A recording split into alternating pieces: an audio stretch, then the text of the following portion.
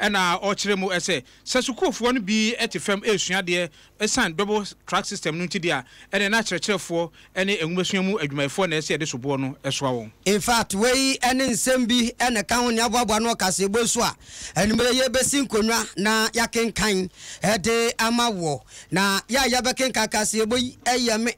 nana Agyei Obrempong CP enumere mene Baffour Owiredu Amoh Shareson efamame se kasebo ayedi brewe no Adom phobia da manoma so yesene ame de kasebo de brewo Nokia Android papa afin so kwa FS no eyemi booster so nkwa besiesie wo amwanya pomde mapa etimagina na so kontia yade MTN de se ayenim dada se everywhere you go ewo ho and afi Grace Homeopathic Clinic Total Ghana was energizing live every day. That's total and a Kingdom Ginseng Park capsules afi Cowbell Gold and nene efie bia yusubie fresh lady capsules e ma ejeka key and ifie safwa Tabia Heba mixture afi so adomonline.com is just a matter of logon no abawuram yabeko voice of the day Vodafone and afi CB men and women capsules na afi Adom trotro no so yas toothpaste adama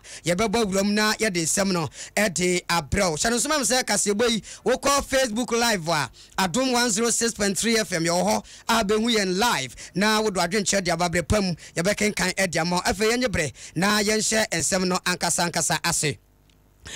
Adom kakraka ana Adom kasia no pani Adom ano ewo Ghana emra sebedafie ye majority leader onukro ya wo ye emra sebedani ma manfa wo so ame wasantemante ekropon mu na owura oseche mensa bonsu eno ode atudwa wo chemkyese no kwasem eno bi ha ne papa eno ma ha no a wo kan bi ni se so we mu ana new constituencies ahodo a ye pese yete ewo man mu no wo se so we mu a ya de se ebe ha dwe papa na adwen ebe ha no wo ndo su se Babema emrasebadwafo no sabre kura no ahanu ne akire ebi babeka ho ama ye buburuja edo hawo ebetimi aba osiso hwemu a na enkadwen ta akire se adete abato mpasu ahodo binum aka ho no na nka enye bone so de ne nso ndo otumi se ebetimi akwa akofa susu so bone ede aba eno nti wonde osuse nkempo no se ebetimi adwene ho mprenu a enka ebetimi aboa osiso hwemu a na sabre no oma yesika kura no baby aye wo no enye se bia wo kan gu na ban so se na ban ena maga na sikasema sei na emom sikasem a MPP aban babato ye si abikote se body hanwa ayesi afuom na enei no ye san babati abato mpasu makoma kudu bia nso ye besa ye ho hyehye foforo e de aka ho na ye siesie no wo se so hwemu a emwa ye sikasem ya ho odin ya konhoma enso se besa ate abato mpasu ne bie e de aka ho oro seche mensa bosu chemkyere se one day wobesere pa se ade we no mrase badwa no entrase no mo nwendwe ho ye papa ansa na se beja tum a yaja tum anya sa ebetuma kwakofa asem kase e de aba na opening e de semwe nyina atudwa wa bra na appointment committee reports on mampaning nomination wa ma se ajagefo na bi yefo mo nko Supreme Court judges mu ho e no opening de asem tudwa o chese one day sa constituency yes abete no ebetima hadwen. Mr. Speaker, the creation of constituencies. It appears every 10 years we are increasing the number of members of parliament. When it suits you, when the government is power, you are laughing. Here. From 140, it went to 200 by Jasanan's committee. Before then, President Rawlings had told us that he was not interested in party politics. But when Jasanan's committee then added, then the president, the head of state, then said, people have come to beg me, I want to contest. Some comfort have been provided from 160 to 200, and from 200 to 230, and then from 230 to 275. As we got, when and indeed where is the next leap? When we're increasing the number by 45, I sounded that we should be careful. We should be careful. Honorable majority, are we going to live with it? Can this country accommodate that? Shall we stick to it? Mr. Speaker, can this country accommodate that? What we are doing is not sustainable. It's not sustainable, and we should call a halt to it at an appropriate time. enti honorable Osai Chairman Saboswa where majority leader Ghana Mra Sebedefie ena wadina ndisem etu dwai na no ena yane political science lecturer ewo Pentecost University Dr. Christopher Ampadu edin komo enwe chemche se ya wane papa ya adwe papa esan se so hwemu akwa bi so na de oka no dika papa na nso no ekwa bi nso so no ono nso ene ne nyadwe yentie ba bi ogina Then here passes a creative constituencies. The more constituencies that we create, the more a democracy can want some will get to the grassroots. Because the constituencies in the door, no, and it's a democracy. And I say about say elections. And I say we say elected to other parliament or to district assembly or whatever. And none of boy ma eat me. Educating Nipa, Mamoti Asie, my department is very much involved. Democratic dispensation. You want me? Okay, we no credit because push your mind. Na Obrena which you want na that year so quite expensive. And so far from the other country, now can only be arguing. But at the same time, you can't to practice democratic tendencies. Any chief by BL. We a political science lecturer at Pentecost University, Dr. Christopher Ampadu. Ya twaka siabano so ana ye di ura Christosum emu. Dia ekoso se no ene se asofo we emana no so ana odi we ya atem we sori ana watiti bi amane nyonko esofo na no ene nkrofo bi se enti Christosum epanie ente bia ena osofo Isaac Usubempa ekeka nsem bi efa osofo Samkranche Anskra ono ena oda Royal House Chapel ano na samo de ekafa no nyina ho no ene se opani oyobia osra ne ho na ansana osofo eba beka sa no na eye osofo Samkranche Akra ede atu edwa se asofo a wobo ho samrane ese woye nyame nipa wokan nyame asem etre omanfo se obenya adwensakra won na wo che enkomo akase ene wo si osofo bi mana no so a omampani abede akire we se eba bewu we se na eba bekoso ewo oman mu asofo a waba ene semana hodo ena woto edesra entida na wo ho ayegun se obroni ankasa na no ena osofo Samkranche ankra echiremu ese asofo a wo frɛ ho se wo nyame nipa nanso wo sra anase wo po ho no wonye nokure anyame somfo anase wonye asofo ekrogen sasemi ena osofo kan no osofo Usubempa etiti bi ema no na nsana ye betie osofo Usubempa ensem no yentie osofo panin Samkranche ankra ne nsem a okafa eho a enipa ewidiani a yepo no eho. I've been listening to radio and TV, so I can give you a few descriptions of some of the things that they say and do. Number one, the rich amongst them, these false prophets, they normally like to bleach their faces. They bleach. So why are they bleaching? It shows the fakeness in them. They are revealing a color with which God did not give birth to them. They were born black, but now they are white. Deception. Eno die Nyankopon kra eka se enya dia Misrim ni ebetumi aye onanani osofo Samkranche asem yi ena eye osofo Usubempa enso ekase osofo wasem a wo kan die enya dia enim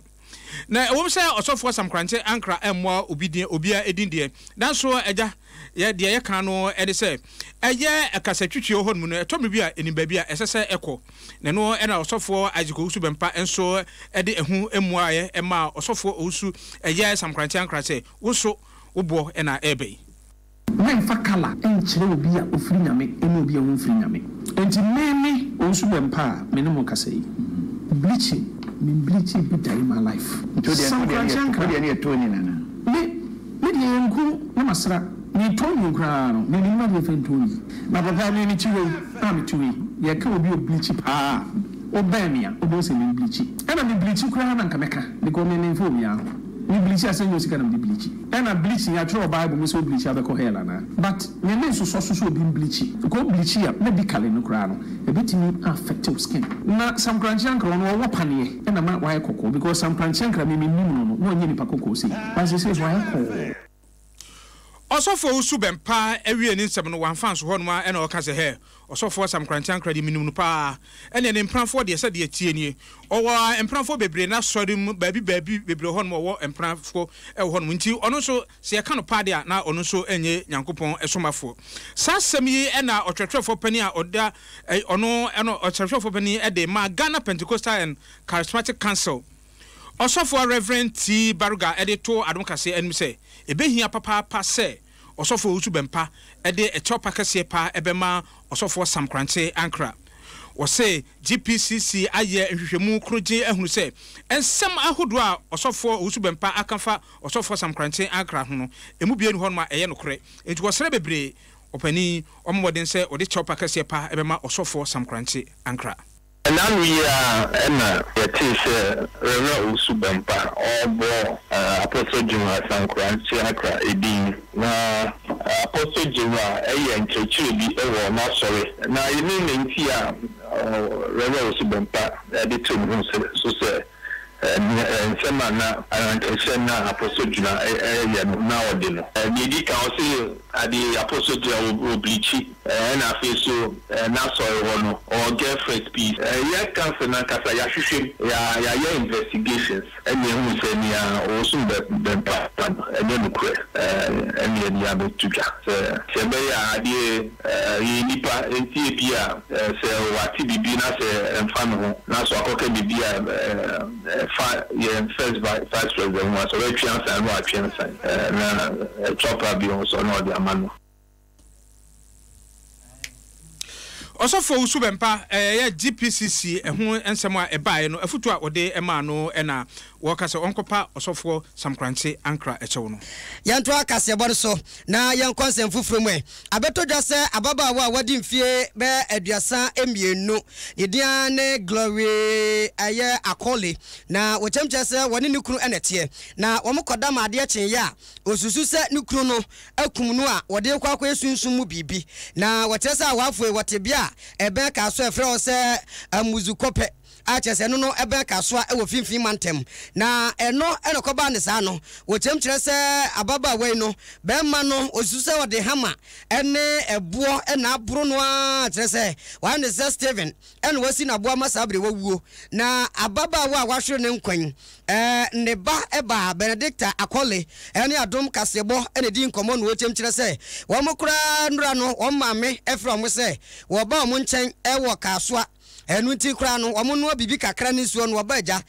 woba bedidi afe wo mo hwe nanimu a wa ma de koten ya ye beti aso ma me ne yasi na bo ama sabri wo da no mo kire so mo te asem no omo huduro papa pa ama mu ba nan e de omani kokore se no kwasem de o ma so te no sa no mani be ka kire o ma na omo koya omani sian aso sa na ote ye no sa nete atese ababo echese ha adwe pa Benedicta e kire se ono de osusa ni papa e friend se Nicholas Kofi Akole no wono na ayesa ni sanse ni papa no wo kire se wa boni ntrene aboni maame ni ntrene abon ntrene threaten yibi wa threaten na se wo beku no eno na de abani entom de se papa no ade o maame no akwaji bibi Dia empaka kasa odi na mbe dikedu na sina misini njingi so mbe dikedu sana ya mpanzu oyesa na so mbe dikedu ni mami pati enyama ni ngane yoko ekrasi ndeko ko na sino it is true na yinko fumo eve yeso na efese se omoyi nyama wo ni finti ya oni basa sa do mo dikedu ni na mo cheni na mbe ande de ka so boku mami so ku so kati yesa so ku mami a ye hu te on no kunu so ku mami obejanya ko ye hu ni piu Wei aya baba wa osusu se nikru na akuni Glory Akole ne ba eba eye Benedicta Akole ena yete ne nkano na woto aso biem ekire mukura ekire se eha adwe pa na no ne ase ne yenkwe na ye ne ababa ahwe ne nkwan ni nua ba manso ni nkomo kwabna ye bo a ena kwabna bo a ekire se no kwasem wote se ni nua ba na hwe ne nkwa sa kwan no so no chese ne ho ye no bojo ne ho jojo ne wura hoi esanse wonim se wuo de eden ya nipa bia bewu nanso se ewuo ne ba se yasima bo wasini nua ba tu wei ono yamfra ne Steven ana ono so won kansen patre dwumade bie etisi ebesi na boa pa mna hwere no nkwade wo se eyade ye ne ya na de seso mu ye bia no a wo be hwehwe makosi ase kwan fa asoma ne nua no wusa wuya ya no wo be ye Nino kono o bese 15 years sa no onini eba ni hwade ko onye ono oni na bese ha awu nkolam bese right dikwa nyira amunya kwawale wani ni ntopa ana ya ni aba na kasin to o eba ha gye onye hwade de fie oba ni bema asem die ase ayawale nti yan kan bebre o ka we kakra because amu do mo nkolam so mo tem ese echi okwa manya ko se ni ba yakun anka ni kun na aframe so wati se o baby akontu baby ni ya frame se ha ko baby amu wono o mo fere ni yire no o mo kuna to kwa mu amu de blog abobon wawu ebe ma no Banli ni kuno e ma kontano na FMC ni video se yo aba ni bekra no e nukwe yakuna to komampa ni wata na ci ho mushi wei ya baba wa wasuza ni kurasi na boa kum no ne nua be ma kwabna yeboa ne ate ne kanu ne no ene ne Odupong of Akko Mansini no police commander oho DSP Christopher Coach Dake edin komo wasem hu no kire se an asem no ye dia baba to wo nsam enti ya de se omugusuro om ye hwemu na sabre ye kasai no abrante no a oye glory ni kru no wo mo ate no de si asabre no hwehwemu so wasem no information anya fa be my so oni ne yirede bia no obu be my odi sekan HAC obai na ara eda obai so de bia emre bi so yekọ no sister bi say so yo no kran kamre bi aka papa ekun obai odi sekan edi nechi into ono ene be cross on say ade odi aba ansana otimi agi obai afi be man sem enti ehwe a well yentimi kazi say on na ekun no ba bibia kire say onim hu bi no obinu kasa anajo no omutie esun bi Agyei okumi obi njimi ba won sa akoya najo ehoso kanea enye yi papa wonte obi aso se oba bonte until adichi asaramu se obai na weda hoyi we Odupong of Akko District Police Commander DSP Christopher Coach Dake en yetene kana semwe ye bedie tire kosi asia fiko de wombia ye beba betu atiefo anim ye bedie tira na yensan yeti ekakra eye Ghana Pentecostal and Charismatic Council and Kra Wato Aquacomos of Penia or that Glorious Word Power Ministries and also for as go to Bempam say one for a top packet sepa Emma also for some cranty and crano also for Usu Bempa at TSC telephone man so as a opese or can in some kakra etre the echo sonumu and Tiensa canu yenino ebidi in Kutahon Ekakran here opese or the etuga also for Yamwado and Mray. Yeah, Nampacho what to say? Mpacho me ho na wonso e. Yami Adom me ho ya pa. Also for where ye ni nsanwo Ghana Pentecostal Council and Charismatic Council one more enkra watu say fatopa ma also for some krante ankra yi no unchechire mu anything what dey atum is that your penny say charismatic for kan bi Pentecostals for no almost a member some crunch and catch up. And you know, charismatic for the Omon Kaho. And Semi, when you crack a bit, sir. Aye, Mate. Na ye ready every Ghana web. Na me pesemi busa Pentecostal Council for ne say almost some cranchankra my name bone be Mr. we dey so do am kakra bi mame ekuo no ankasa de Ghana Pentecostal and Charismatic Council krata we de bro anya sa na ya twere so Dabi nya sa medium hu de ye nim no say edin no sa na eti ekuo no sa na eti nti wo de kire wo nsam no mu kire okay me pese me busa Pentecostal Council for ne say bone be na dey some cranchankra nti o mo say me mpa ne chewo ensem bi akeka se ono so etwempna ono so emfi ne fra wa fra na adwuma wo ye ne mfiri nyame no ensem akeka no so wa ye hwehwemu ahu se de wo kan no mu bia enye no kore no ono so de okafa me ho no so no kore mechia Adom FM etiefo nyina de atini se sam kranchiankra ejina na sori de mo se edifo Ghana hanom nya papa edifo Ghana anu mfiri nyame wankase ebinom wosi edifo so for me patcho so mu GPCC for na se kopa achew sese sam kranche ankra de onye mpacho woni GPCC fo asem ye no ne pese unchire mu nyina so wade atom se obe panic wa na se wonye ntumu me nyin tum ba kokra na mami cheche omu GPC fo na wo kano me no obi ani asem na omu se men kopa sam kranche ankra chew sam kranche ankra ejira na sore dem ese odifo bi abehyenkom se vice president ebewu president ebewu bia wonfiri nyame no odifo ehyenkom se vice president ebewu a no odifo no invoke evil spirit na evil spirit na kwa kokum vice president no na ama odifo no a o share sankom no why popular na so odifo bi ehyenkom se vice president ebewu na o invoke evil spirit na se vice president krona nkwanko consulte altar a suchen sa odi for no altar sa false prophet no a wa invoke spirit no a o professor se vice president be wu no ne spirit na ye demon and a demonic spirit no baba become vice president no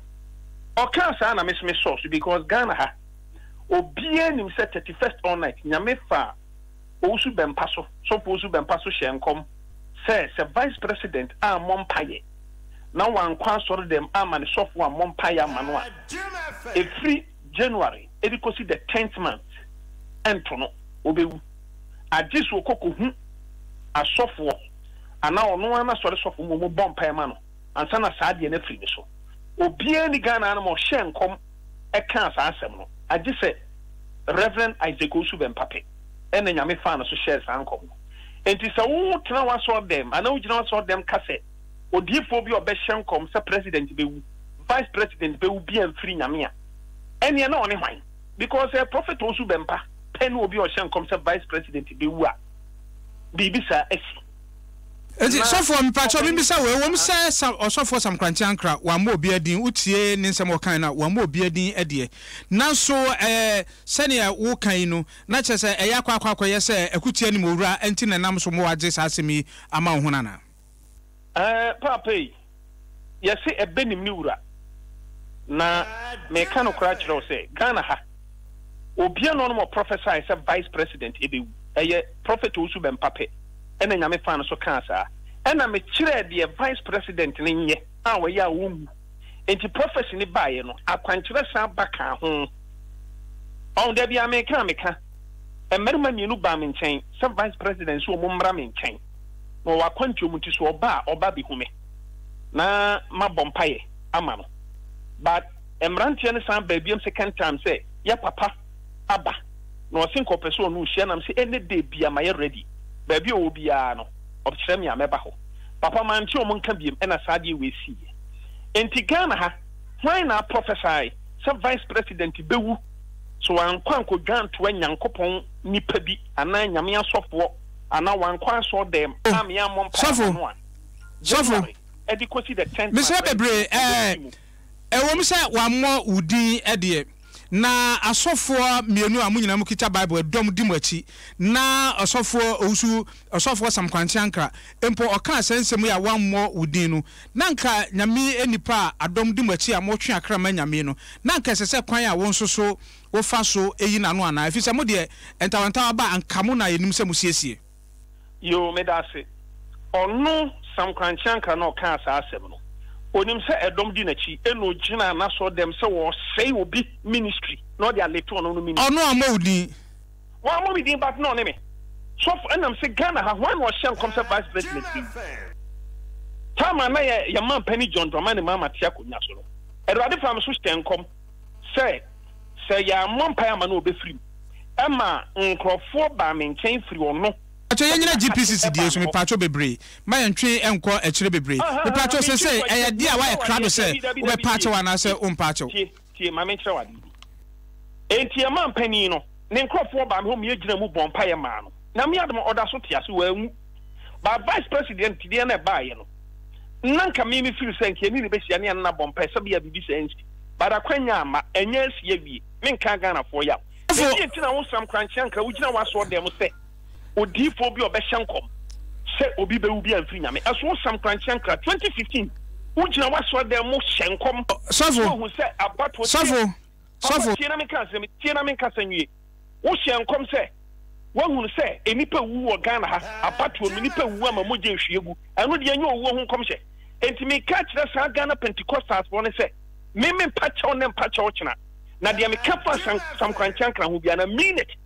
eti baby omo pese ekoko kire bia begina omo pa yanko Supreme Court. I will go there with them. Maybe tell no more be and me say nyam yadwuma. Say the hwehwa no yate wase da se papa Osofo Owusu Bempa oda Glorious Word Power Ministries ano na yete ne nka no say eye Ghana Pentecostal and Charismatic Council futu de amano se nkonkopa Osofo Sam Kranche ankra echew no o se enya de a obepa ne chew ne apa ne chew o chena yentwa yen KASIEBO no esu na mfenwura enwumasua mu enkra yensa eka no ene se yekọ ewutu senya eye krobi ehọ no efre ho se ewutu ofakwa SHS a ehọ no esukufo na nam double track system aba no ntino ebinumu enya enkonwa entena so ena ebinumu so adesuamu akade a wohia na beboa ama enwomasua atumi akoso no wontumi nya no pepepe enti esukufo ene uduru ho no ma obrembramfam ena wosua wonmo ade ebinumu so a wonti ayeye kakra no plastic chair so na wotie ne no na ebinumu eba aban no esobo se eba ne senkra no akwakofa double track system yaba ama esukufo ebrebebrebe sei wo se abatan ni awofo de nkoto on ba bi se aban no bebuebue kwan ama esukufo no nya ba bi pa atena na wakosuku na nso so dama waba benya asiye ne aban no akwakofa bibi sei e de abade a na esesa aban no ankasa ehwe aso ano sasem yi na eye openimpa ono na ohwenkuta hunsem so ema free SSS secretariat no just better Jan Kwante editu edwa ese se bibisa abade a na sukumu sukufo no won mpanifo ene won madwumefo na sese ebon so bo ne sese yede so bo no ebo aban asem yi enkyeremu se de ekoso ewo ewutu ofa akọ hono no abankratia owo ehọ no mo eye ewutu senya east Owura Michael Mensa edito mo se ampa sukufo no wo brembramfam na esuade ayampa free senior high school what they want kasa hwe near president akama yenya ati ase ne say we cannot wait until we have all the facilities in place nti ka one number na ngot na fie me zidan yen toto nkonwa ni wi anza na wana bako nti ampa me ka se challenges kakra ni ma na meboa challenges kakra and we have admitted we are working on it na emom so we picture na nkola na ohoro mo endorse because dodo na anya baby at kakra we so no ubuza headmistress obeka chiro eya arrangement ewia ya procure furniture ya supply ma owo se na be ya umbenya baby atena and everybody is aware. It's for somebody to pass the bag there and go and gather the children in one room and take pictures. I think it's unfortunate, but we appreciate that. Oh, these are the shortcomings, and then we are. But the pictures should not be painted. Say, aloft. It is a flagship government program, and the assembly is so much committed to ensuring say a very successful. A flagship government program nti SSC ehwema ekoyie odini sem no eba wie no na eja Adom kase yeboto a eye free SHS secretariat won mo opani a okasa ema won George Beta Jankwache ene ni di nkomo na o kire mu ese wohwe SSC no se de akone de na kire se aban no abon ho modin papa efi se won mo enkrata mu no wohwe asukufo makomako empema hanan ne edo wotwe na wato won mo apeti omaya fana entwaso sukuru mu nyina mu a se de be ya obian so ebetimi enya entwaso esukumu enwasuamu echefa enti se bibi se aba na sese Ghana fo enya abotre edema aban no kopim se wobetoto niam nyina eyie na entwaso suku ahodo no enya won makade a ohia na suku ni bia nso so no ne sese onya na eboama ne nwumasua atumi konkan no ne nsa atumi aka numbers na ye de kohonom no eye numbers ahead na etroye assign ye say ombetumi afa omunyina afele form na ese form so be ba na ese ebe free school no honum ebe free school no honum and apart beyond the numbers no so mo so fail ye no yes so ye share numbers are omu free school honum e form test no mu school this year no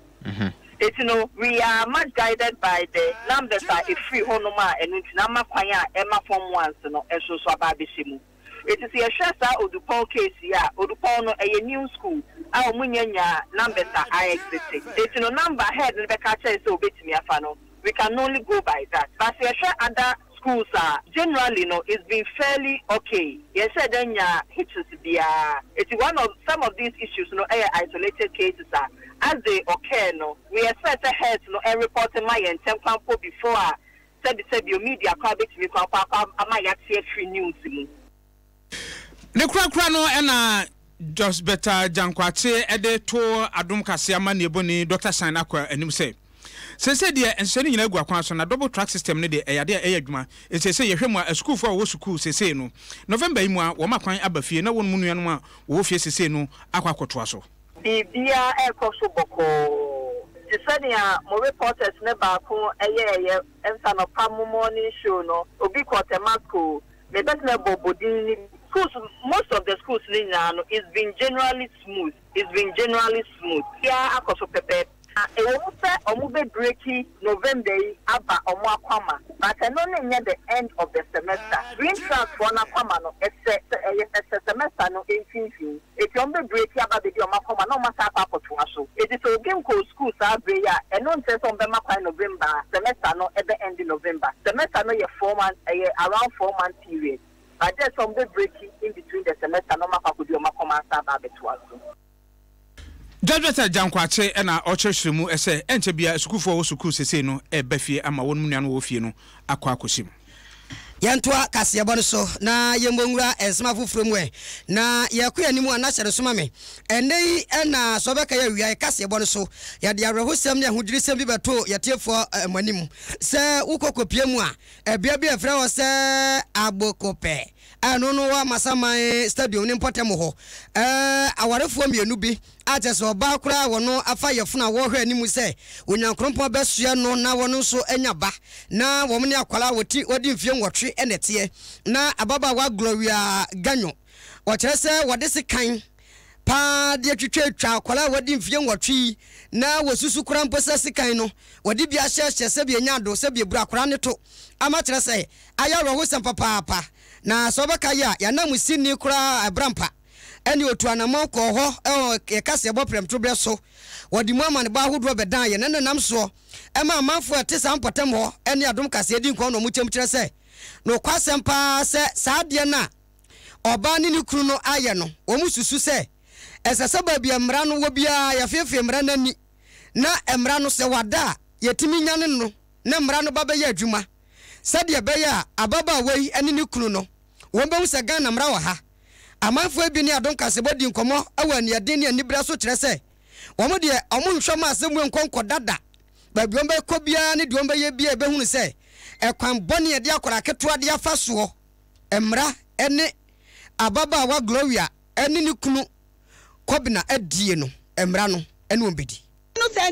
na se manya ni hwe mambo no na se ne ya tina kwatum de ondem ani oba fie ha de ne bro no so ade ye nko ha ade so ko so che akwa no buru obu tutu sika ye ri na matafuru mo ya wa o mnim akwa so na obi ejo na mo ya ri ni pesi ejo na mo me ko kere ko hospital ni kunu kunu mi tama yu ada ni se be ma kita dare mo ntimi mpia bonten be ma ni suro no mpie de be kwa ni hye mu ho amani mpie on go school awani go school ontum go school na kwa ni hye mu ho because mi slogan oni so ba yo no be ntimi nka hye mfa aya mi ho na metwam na da ne na sa oni fi hafo enya asam ketwa Sophie no fa ebra ne hase kan ne baiti pen ana asa wieye sister bi kwa patanto kwa no sa di Sophie ni bo sister ni adi Sophie bo sister ni ti no se ye ma police fo aye de asonte tumu ye bibi mfa ma ye na kwa no bebe o free no so fi togo a mfa no koma togo ni bebe o free no man ntena ye mpeso baka Ghana ha we wi bebe ya onko na busuafo nchen wei eya manfo bi a wo mobu afuo amasama no ne mpotemo eno mo kire se eya asemu a eha adwen papa a kire se esese mra ya adwuma ne no ena baba wa ba ko friend se Vida ono kura de asem no chat kire se na niesi abre hu ni siesi aye ne yafa no asem ne ba ye wo so obedi akire gya na adwuma wo ye nyina ene ye wodi be ma ni kunu ya ti ba bi on be ko bia wodi akire ema nkokopie mu amasama division adofso aso ye na wo wie na Adom KASIEBO prinness na akora yi oba no ananos da bi na mom meni mom nyina na tempotem ho na asam nye machine eya so bia wo ne ba mra di mfie nwotwe na wone mo mote na mode ne fa ya ne ayakayaka de semu no wose so we mu na posifo no kora kwanya obofa so mo 100 be ma no mu amra dodo omuma munya den pa na mra no yenye no ba wi no mu sese ekena sa do mu nya bi neighbors no nyina ye pese ye baako na yetimi situ isi akola no obenya safe we bi na se de ne be komo ne abusuanfo de amba ba ma me na kofa organization bia ba omu si Adom afafo omu si mo kwan na oni Adom afafo oku so mo kwan mo video mo ntwa de yakoso no We do not understand. We don't understand what is going on. Mama no,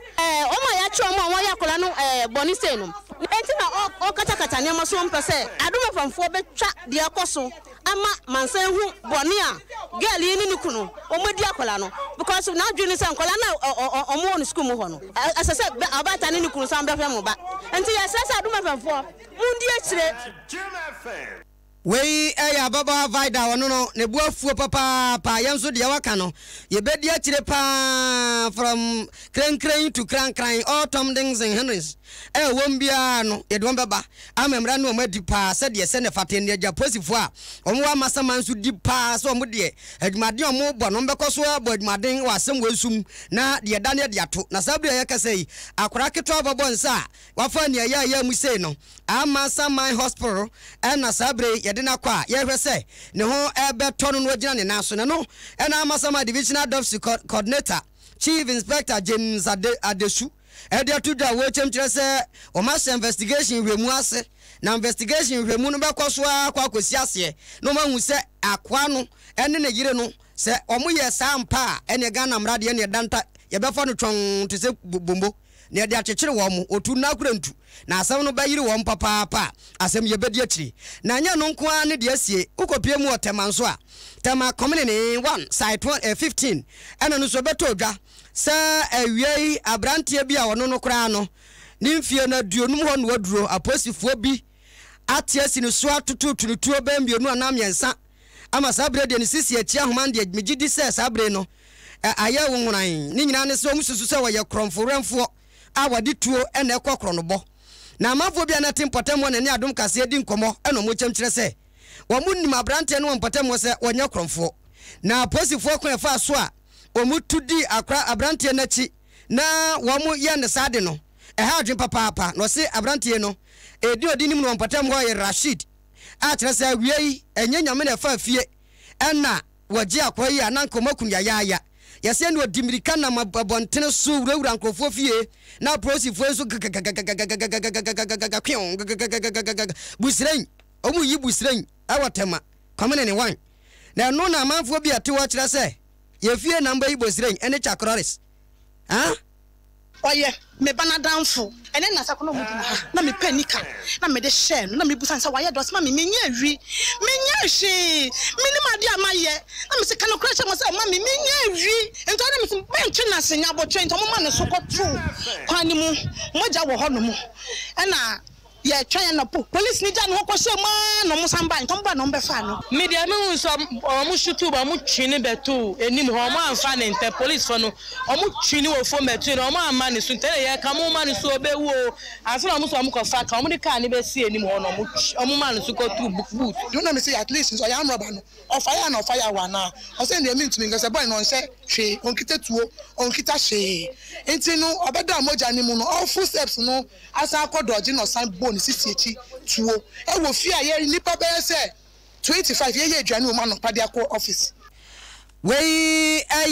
enipa bi a wodum wotema community 1 eno mode arahosemi chachirimu de ba na hyere so ma me se enei ebia na ubisa network papa eno no betimi aboa wo ama watimi agina na so Vodafone na sabri o ma ye hyehye ya wo mumfie edu a wonum edi enti no wo mo kire se woto a ene o ye ko no 10 pesos kitikiti ne atew afen so kura no da nkyenya ene se woto a Vodafone no a unya 10 times the value of the credit ya watono that is 10 times uto 10 cedi ya 10 times no na the amount uto 5 cedis ya 10 times no na the amount Vodafone de eso aye de o de no an say o call 135 na che say waba wuramu a eno ebetimi aboa wo na enei mame kanfo man total I introduce total taxi club no ebo papa na we no trotro ni taxi for enei asem da ba mamwo trotro drivers nyina a che ene monenam highways ahodo so long distance ne aboso kan macho ne taxi drivers ahodo motorbikes tricycles ene mama kambu num bobo ya num pragianum munyina no total taxi club yimu ka ho a chese ba beboa mo ema mokoto efu na kakra bi okoya ne ma t-shirt kama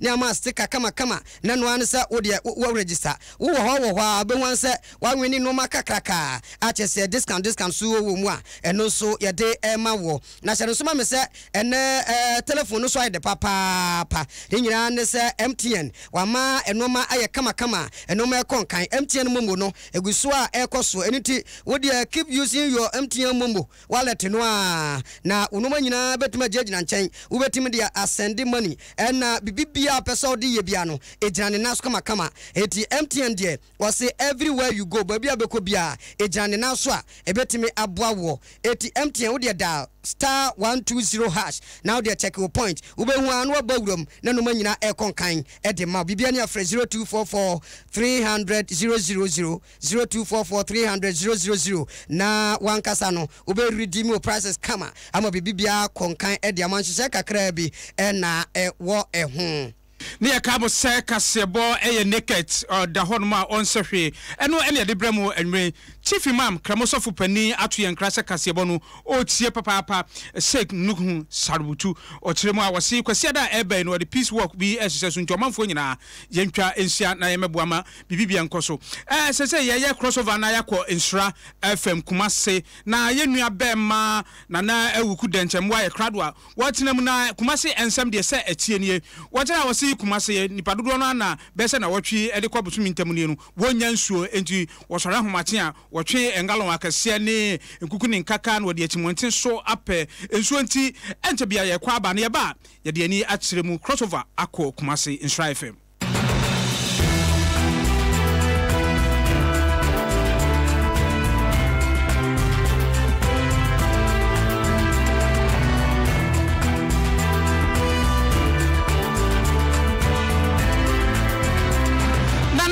Kudentamu crossover Kumase soma ya naja ya wa krado asum na yenko Adom FM Bema ba maya card papa pantima so na story ne de no kura ne wawie ka na oba santimantem ya de baby to say hija oduom ne bom so ne tech ne importam de ayedua se nyina wo mu twaga adwafri se ensuo de eho akwa atwe papa se bi ene virgin pa e wo Ghana ha sei na eno ana ye ne amanfo ne bi kodi nkomo ana mu kyekire mu se no kura ni de kwaba ye no eche se eba putupuru ekori ase na fe de sisi de wo mo tabiri o mo niema o mo ko ba bi o mo nya nsuo tisi ana kwa ya reho ne adwadwonko a ye ne bi mu di nkomo enso ye hu prekopa ne se twa ne nam ne penhia nti na se de ye hu se asa na assemblyman ebi se assemblyman ebi se nyo ye de nim ni pakọ na tank ne besi dwoya se ha ne ye nkrofo ba babua nti ye de nyame adom ka ba kakra ti se Joshua obi ye wo ija ha de ene quarters mi bra ba ko wo hall 6 onu so mu nya nsuo campus onu mu nyina ebi nsuo ma ye ni ba bia so be konso ho so na live so wo ho na ni akwala de ana say a hard so talk akana chese if you be ana chese wo so I would be ya wade since so no hu a ntimi nya hwe asem ade enso de bi si da na we di ache dodo nti ayi asem amaye ya adwundwin nyankopɔ ada wo me ka asem mema o makuma ne de aba ne yakoye lie ne lie ne de obi o ankura o mu ya wo mu bi di o nso asem de ye nka mo asem kwa Wei eye ensama manfo ni bi ede to dwa na owie pepepe ne yesi da bia san wadi anka no so ha ye ne asantemantem yo panyin okasa ede ema Ghana Water Company eye owura osai ampa ekodi nkomo no chechire mo se no krani asam ne ba ye no eba putupuru ane ebuza se ne banda na ba putupuru no se ai wa man Ghana de ba ko mo kan sabi ti sa akokɔ ba so da fin kosua so no kwa koto no kika sa na so besi ne yentie ye so ye wura na ne akwa kohwe agu nsuo mu na no anna nsuo bi ada e fa ne susan no amanfo so bola guma nti bola yi ana pia kwatare o mo pipe kakrakai ho ana nsuo na buo fa so na buo ne se pum ewie ne pia no koto ba bi kura ama kofa sa torencham kese e de aba ana ebizan so panyini enti de akwa kwasi e de na eba no so o de na okunya botre na me nchechire mu de akọ Susan River no na efa bridge kese na se na wo say nsuo no to na se na anu edin kakra ba what we also observe ni say you know we wo ho a ya ye ka muntie or sorry instead of say ni baller no or do akọ two baby ID baller e ko no na ohun say nsuo no ba betope na wa ye wa two baller no agu nsuo no it is a baller na ya two aguma na ohun say nsuo na to kese no PS na ye pipe no e hanging on ba ebi no echo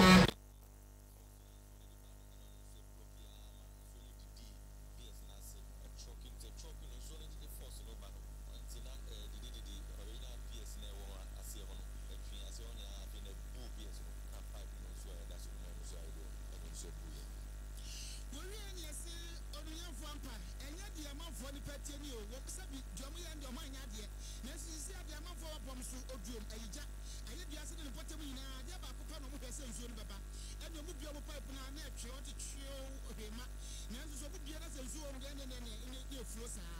ana so mo nya botre sisi ano ene engineers no mo bo adwuma pa o mo nya botre ye bibia concrete work ni ade ni no mo tumi ya sisi ano o mo ahwese watina no o mesa ba ho no ma ba be hwese bibia dada na akwema ene hwie ben ayire so ano be ye eda duada de ene ye nso be flo pa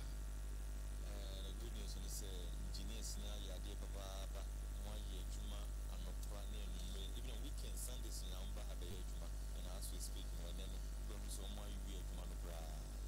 mo ayi disinfection so pipe na da ho no so mo disinfecting ya serve ya James bia enkomo afenso omo aye concrete works no so abe support na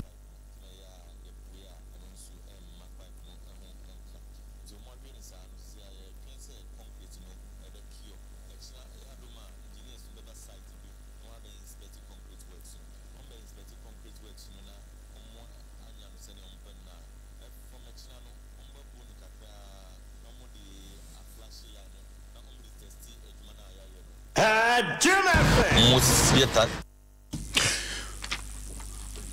Wabo adwuma papa nana awuku drenchembo crossover na yekokofa free Kumase no na yanto akasiebo no so ewo hai na yenko esem afofro mu a so beka ya opani ba ko oman mu na wodi tintiman pa ene ba ye mra na yenhyehyeye ene enoma hodo a ye isi aso ye wodi dwuma pa eye opani VCRA crab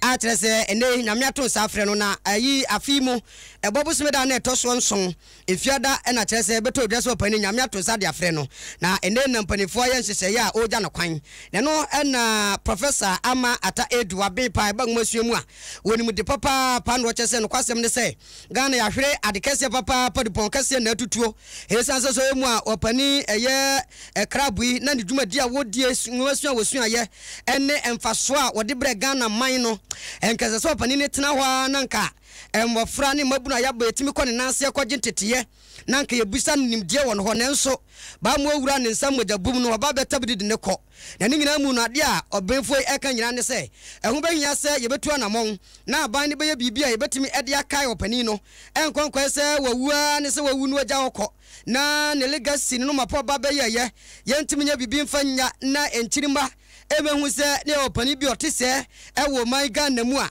na chiri ne no mapo be na bepepa ya mami ekire se ehun be hinya pa sa ban be na de hinya se obeya de bi de si wa ebeye nkaye dum e de ma ye papa onya ne ba bi ko VCRAC crab na ye de akai no Sama parents de VCRAC crab osande onu onyihe mfi ahyase no wa asana obiara ribo ye lawyers nyina war bagana owade ehun crofut damen ye dinkan ye ehonyi to the start ye park ye din crofut damen won ehonyi ye disiwo amamoframa wehu ma watimpo efi owade ye hwema wachro won dama wade ko bookum wade ko internet wade ko radio do TV amatambia na yenyim ebu a wosom mehen we educationist professor ama ata edo and yatenin kan wode sma wude tu dana no na mi wa hye han pania ono eda Accra Academy Old Boys Association ano owura Emmanuel bedi akon brews wode atudwa wo chemche se papa ye kana se monya no ba bi koi no wo ye nipa se na no bi kura do moto sa de frɛ no emo ba ye kasa ho dwumadie bi na wo se wo papa ne se wo si kasa e kire na se mu we ye nipa ba ye nyina chese omde ahokeka sonko a chese papa no wa be wonimdie entwendo onimse Ghana ya hwrade na no na member of the Council of States ono kro ya ye ba emra semu a wa ditintimai pa yewura ye lawyer Sam Okujeto e dia tudwa wo chemkire se no kwasem owura ya ye kana sem no VCRAC crap o chese wo husi onsi describe no man no ye man bi a chese wo ye complete man wo ye craft man a chese bibia bi woni mu ya hwrade He was a great man, great in every respect. And very few, even lawyers, have served in capacities in which he has served. He was a judge. He was super draftsman. I mean, you can call it super draftsman. The man who is the embodiment of everything that we know. Because to read the law and understand it, it depends upon the way it is crafted. And it's a whole science and also an art, which he is the embodiment of. And I think he left a legacy which we don't think that there's anybody else to fit into. We Yura lawyer Sam Okujato wabeng ebamre semu my ganemua or so do nim defa Yura washing kwine ura VCRAC crab ehuno kaye. Ya twaka se baro so ana ye ko eye emfifin mantemu asimfosu abontene so na osubrani bia enkra abase ato hodmo no enye asemketua wochira wose miamia bi eni nkrotuo bia osuo no ato hodmo no eye asimfosu butu ase juda gas ena afe poma kuku ase empotem hodmo enyina na enema hodo a osuo yi ase no de yebu ho eka enya de a eso babi biara wochira wose nkrofo fridge de atwekọ papa ebinu so TV ena afe edem nkonwa ene enema hodo bebre babrin shop no mu ne provision shop de ene ejai ene semana ne gari ne ene amamreke ne ade atete ensu ani de ene wo ka ho asem a unwie eda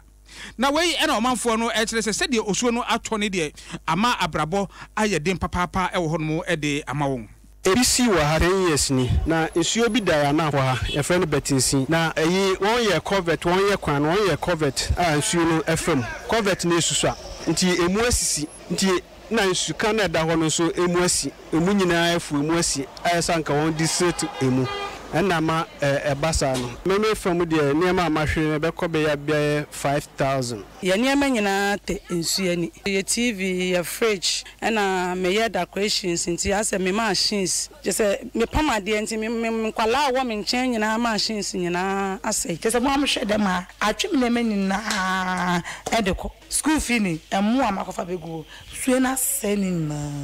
yo hono mo an nsuo no to share so 101 ye hwe mu dia mantema dia ase bibia me baba majuma me ye baba ba me machine supplies TV amp eniama de no kwasem ne bia se kasa ye kakura ye ntimi nka edem mo ne ama ye TV sem fridges my sister oye school feeding ne gari emo chese eniama de plate mattresses eniama de bia se yankasa omanfo yi ensenka achiri ni awrehu a wodie no na assemblyman owo ekrofom tachiman electoral area ede to edwase enu anim ya no oni mpanifo edinsa wo so se de be ya obetumi anya bribi na ode aso omanfo yi a wakwa ahokyerem no emu right from honorable Branks na Breso and me koy no mama machine be tip up kaka eno mu jae enti honorable Nicholas back by so makono ho no ma me full assurance say within this year be machine abeye adwuma be ba be dredge na nso ni nyina timi akọ amaye enti we na access no my friend no mama na swate mama coordinating director swate ana mama mi PM aswate mama nadmofo no mu nyina aba be enti chief ni around enti chief bedu a ene be hu the way forward nane na ahokyera aba asimfosu ene ne mpotam esano subrane a ato ho no enti no na sharesoma me yeah the voice of the day at the bebro na voice of the day no Vodafone was say the future is exciting ready and have a CB men and the women capsule so madama and yeah de bro na amanfo adwenche no mienu bi na yemfa voice of the day no entwa so enfama we the Richard Caspi was say NDC government is the West Gap yen kan ho asem sa ha and we so chese the apia kwisi hrese ena dia mudi over the bar pa ena kwansima papadon hrese is loud and clear watch hrese sunyane Newtown obia etie na propaganda pa cheap propaganda ena NDC4 eye na napoku adjuma be ko hrese one day utie KASIEBO no pa na Kenya ase kwa abri Kenya ase no mowa yamo Martins masi papa ena we munso kofo beka favor pra hrese no kwasem hospital no otia na ni age papa pa sanso na nana akomia chei portre se osofu subempanko kan Matthew chapter 16 and dodora de ba alam best se unyame enhira pa CC country news no enane brofo de battery mu man yeso flexible ne accessible ne Copenhagen ne ade no e fine pa de ma won a kire se o manage ho pa GH prophecies enso kire se de mukutukutinti voice of the day na ready a kire se China kwa production yonkwe. A means of identification, we will end up disenfranchising most of the people. It's a secret. And so for us, we'll end up with what? We'll end up with what? This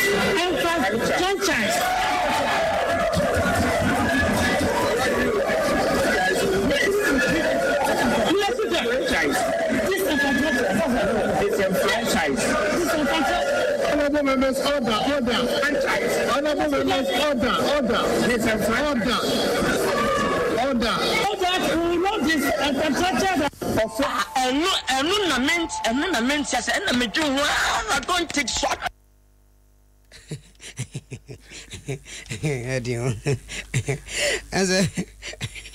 As I come to Canase, Tocano, address, and look around your pata waiting to you. So those rules, why you I saw your Bemaka. Yes, it is a try or to ditch. Ain't Yanko. Now, Nokia Android, they phone Papa, know you saw the Bibia, a smart, a that Susado is a fast pictures Bibia, a fine, quite FS and so why are they touch it to Bibrino, a immune system booster, boosting immune system. Come when you're wedding. Empty and studio, say we are singing and Ghana, and I dear Kumu Papa and a Grace Mopati clinic, and so you did 2 Yadiasibra, now you're 2 Yadiasima. Total Ghana was energizing lives every day. Total, that's just a waba, no baby Jibina can I find. Now, Kingdom Jense Park Capsules, and no Emma Ye Jana, so kama. Carbe good, and only no coffee beer moi. Here, breakfast, supper, lunch, you shouldn't time beer, and a fresh lady capsule, the Biam catch was a Bomodia, and morning quack. Who said the baby fresh lady capsules now would be a key on a tabia heba mix as malaria the away at domonline.com. So it's just a matter of logon, not just walking kinds and pictures and videos a day become home. Now voice of the day in Vodafone Ghana and our CB men and women capsules trot roy and Timmy and Kwanko Farmer a humanity came we are stood pace Adamanti and a care true to my I can KASIEBO me Nana Agyei Obrempong CP Bema 10 gramo and Hofa in your drama mene. Baffour Owiredu Amoh na yeto ye nana Owurayere Monica Tobia enkra ene enche happy birthday onan ante Monica wo tamakom 26 onana damte Tobia ena ose oma happy birthday production no shine kwa mikole no damte Tobia ene aban ene bebre afoforo nyina ni na kudo na ene ye editor ena so pani ACC chief editor ate se aptie dinum nyina kaka ho a ye de bre wo na Facebook live no so no ye ko ya Jonas and the enemy de kwenti yako na sports page 2 ye dia to aso abehu